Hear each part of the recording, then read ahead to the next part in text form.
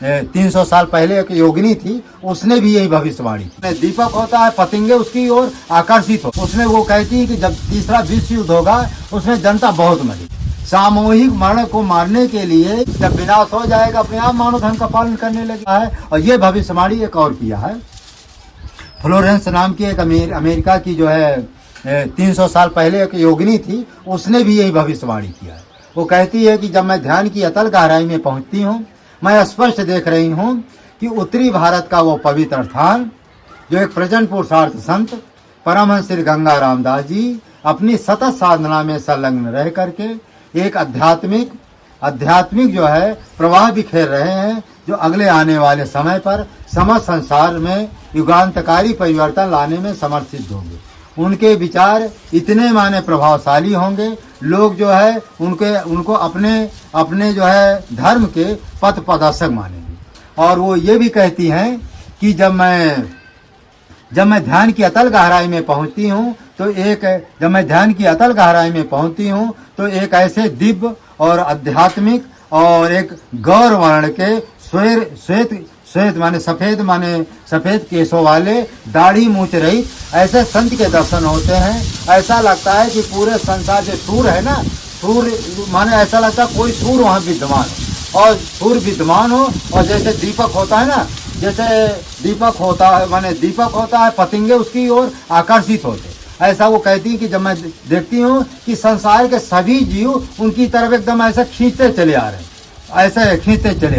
ऐसा मैं देखती हूँ। ऐसा लगता है संसार के सभी जीव उनके माने उन्हीं के पास दौड़े चले आ रहे हैं, माने खींचे चले आ रहे हैं। ऐसा जो है वो योगिनी कहती मैं देखती हूँ। और आने वाले समय पर उनको जो है वो ये भी कहती हैं कि वो जो है मानव धर्म का प्रचार प्रसार करते हैं। संसार में एक ही धर्म होगा, मानव धर्म होगा। दुनिया में एक ही राष्ट्र होगा, हिंदू राष्ट्र होगा। और ये भी वो कहती कि जब ये तीसरा विश्व युद्ध होगा, उसमें वो कहती है कि जब तीसरा विश्व युद्ध होगा उसमें जनता बहुत मरेगी, और इतना मरेगी जो ये बड़े बड़े जो परमाणु बम बना रहे हैं, ये क्यों परमाणु बम बना रहे हैं? ये वो कहती हैं कि जो जनता है वो अपने ही मरने के लिए संसार माने दुनिया का जो देश है अपने मरने के लिए वो ये सब परमाणु बम बना रहे हैं। सामूहिक मरण को मारने के लिए वो कह रहे हैं कि जब ये परमाणु बम पटकेंगे ना एक दूसरे के ऊपर, कहे जो जिस देश में पटकेगा वही सत्यानाश होगा। कोई ऐसे भी बम होंगे कि अपने धरती में फूट जाएंगे। तो सामूहिक मरण के उपाय जो है वो संसार के लोग ही कर रहे हैं। और ऐसा समय आएगा जब तीसरा विश्व युद्ध होगा, सब नष्ट भ्रष्ट हो जाएंगे। उसमें वो कहती हैं फिर ये मानव धर्म बहुत तेजी से बढ़ेगा, फिर जो है सभी लोग मानव धर्म का पालन करेंगे, सत्य न्याय धर्म का पालन करेंगे। महाराज जी कहते थे कि अभी मानव धर्म नहीं चलेगा। क्यों नहीं चलेगा? कारण क्या, कोई सत्य बोलने को तैयार ही नहीं, न्याय पर कोई चलने को तैयार ही नहीं, धर्म का पालन करने को तैयार नहीं। जब विनाश हो जाएगा अपने आप मानव धर्म का पालन करने लगेंगे, सत्य बोलने लगेगा। उसमें बताया कि ऐसा विनाश होगा। परमहंस श्री राममंगल दास जी कह रहे हैं कि 2/3 जनता नष्ट हो जाएगी, मीलों पर चिराग दिखाई देगा, कोई खेती जोतने वाला नहीं होगा, भारत अखंड हो जाएगा, पूरा विश्व भारत एक गुरु के रूप में प्रतिष्ठित होगा। पूरा विश्व जो है भारत जैसा कहेगा, भारत एक गुरु के रूप में प्रतिष्ठित होगा, एक जो है राजा के रूप में प्रतिष्ठित होगा। और अच्छा बचेगी जनसंख्या क्या? इस समय पूरी दुनिया में 900 करोड़ जनसंख्या है। 900 करोड़ जनसंख्या में कुल 66 करोड़ जनसंख्या बचेगी। 33 करोड़ जनसंख्या भारत की बचेगी और 33 करोड़ जनसंख्या पूरी दुनिया की बचेगी। जो छोटे मोटे जो देश है भारत के एक छोटे से गांव के रूप में वो भारत में ही उनका विलय हो जाए। जो छोटे मोटे बड़े देश हैं वो थोड़ा अलग रहेंगे, नहीं सब भारत के अनुकूल हो। ऐसा ये विनाश जो है 10-20 साल के अंदर आया है। मैंने भी ये समाधि में ये विनाश लीला देखा हूँ। क्या देखता हूँ कि आकाश से जो है 2-2 किलो के गोलाकार जो आकाश से पिंड गिर रहे हैं। जिस गाँव में गिर रहे हैं ऐसा लगता है कि जिस गाँव में गिर रहे हैं पिंड, तो वहाँ की जनता ऐसे भग रही लगता है उसके पीछे कोई पागल हाथी माने दौड़ रहा है और जनता भग रही। जो जनता जहाँ गिर जाती है वहीं मर जाती है। कोई ना अपने न जो घर में धन दौलत है, न उस घर में धन दौलत है, न उसको कोई पकड़ रहा है, न कोई अपने बाल बच्चों को पकड़ रहा है, सब दौड़ने पर लगे हैं। और मैं भी देख रहा हूँ कि छोटी मोटी गली जो है उसी में दौड़ने में लगा है।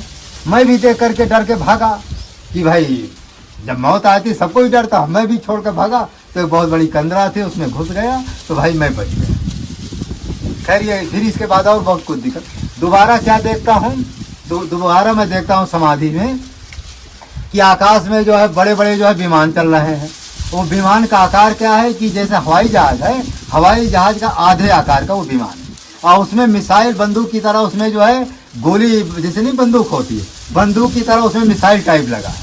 और मिसाइल आकाश से ही वो छोड़ी जा रही है और पता नहीं किस देश में गिर रहे हैं, किस शहर में गिर रहे हैं, ये पता नहीं चल रहा।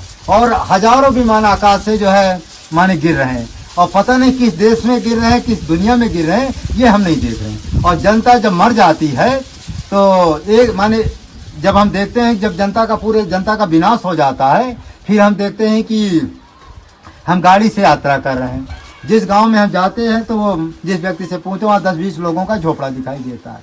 तो पूछते भैया तुम कैसे आए? कहे महाराज जी तीसरा विश्व युद्ध हुआ था, जनता सब मर गई थी, अब जनता में संसार में कोई रहा नहीं, पता नहीं भगवान की कृपा से हम कैसे बच गए। अब गांव में तो सब जब नष्ट भ्रष्ट हो गए, हम कहाँ रहेंगे। अब गांव से बाहर हम देखो महाराज जी झोपड़ा बना, और हम देख भी रहे हैं कि लोग कोई झोपड़ा बना रहा है, कोई मिट्टी की दीवार उठा रहा है, और कोई जो है टट्टा नहीं होता ये दरवाजा का बांध, कोई ये बना रहा। अच्छा जहाँ मैं देख रहा हूँ ना कोई जैसे पहले के लोग नहीं बढ़िया सा दरवाजा लगा, एक भी अच्छा दरवाजा हमको नहीं मिला, कहीं जो है ताला लगा हुआ नहीं मिला, और कहीं उसमें लिखा ना कि खेती जोतने वाला कोई नहीं मिलेगा, जो बड़े महाराज जी लिखे, कोई खेती जोतने वाला भी हमको नहीं मिला। कहीं जो धान गेहूं नहीं मिला। हाँ कहीं कहीं गाय भैंस चलती हुई हमको मिला, कहीं कहीं 5-5 फुट में अरहरी के पेड़ में। तो हमने पूछा कि भैया क्या खाते हो?